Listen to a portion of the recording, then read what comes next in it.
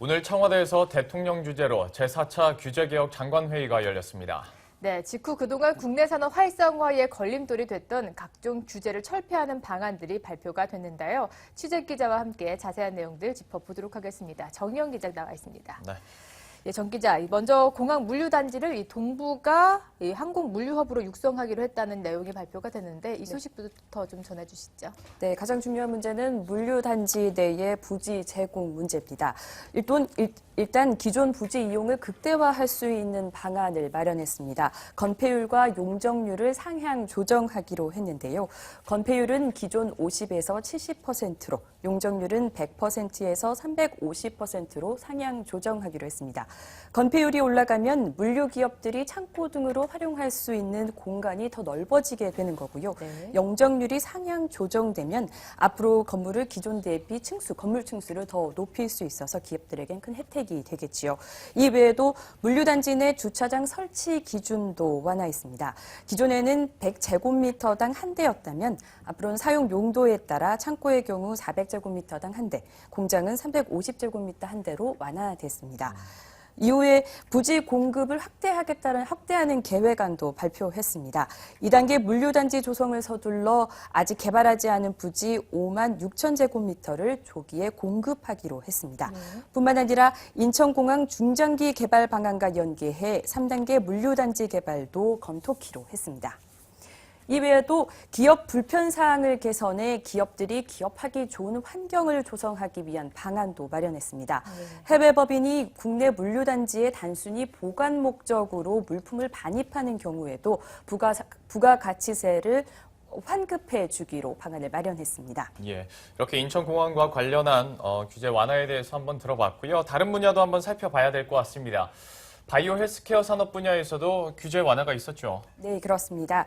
일단 체외 진단 검사 등 안정성 우려가 낮은 의료기술에 대해서는 신의료기술 평가에서 제외하고 평가 기간도 절반으로 단축하기로 했습니다.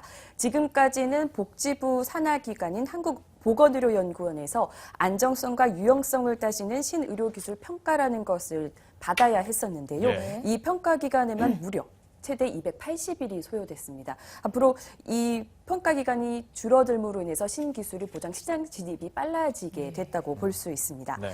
또한 줄기세포 치료제와 유전자 치료제 등 첨단 의료 제품의 경우 인허가를 받기 전에도 안전성이 보장된다면 환자 적용을 가능할 수 있도록 했습니다. 지금까지는 줄기세포 치료제를 예로 들어 설명드리면요.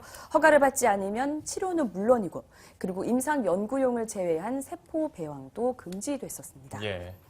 이에 더해 이 같은 내용을 포함해서요, 정부는 응급 인상제도 등 활용 가이드라인을 마련하고 앞으로 재생의료법을 제정키로 했습니다. 네. 이뿐만 아니라 유전자 검사 제도도 개선됐는데요. 개인 유전체 분석 기법인 차세대 염기서열 분석을 암 유전자 분석이나 산전태아 기형 검사 등에 사용할 수 있도록 했습니다.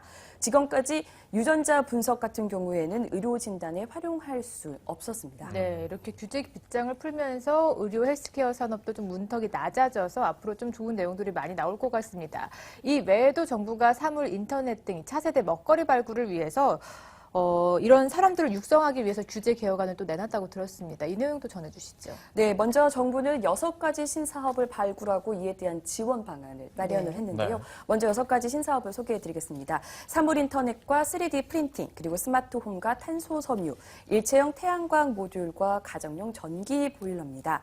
사물인터넷에 대해서 설명을 드리면 사물인터넷의 제품과 서비스에 활용되는 용도 자유 주파수의 폭을 기존 7GHz에서 15GHz로 확대했고요. 그리고 사물인터넷 제품과 서비스의 시장성과 안정성을 검증하기 위해 사물인터넷 실증 단지를 오는 12월까지 대구와 부산에 구축하기로 했습니다. 뿐만 아니라 아직 걸음마 단계인 3D 프린팅 산업을 육성하기 위한 방안도 마련됐는데요. 내년 10월까지 3D 프린팅 출력 방식에 관련 평가 지표를 마련하기로 했고요. 앞으로 국가 표준과 인증 체계도 구축하기로 했습니다.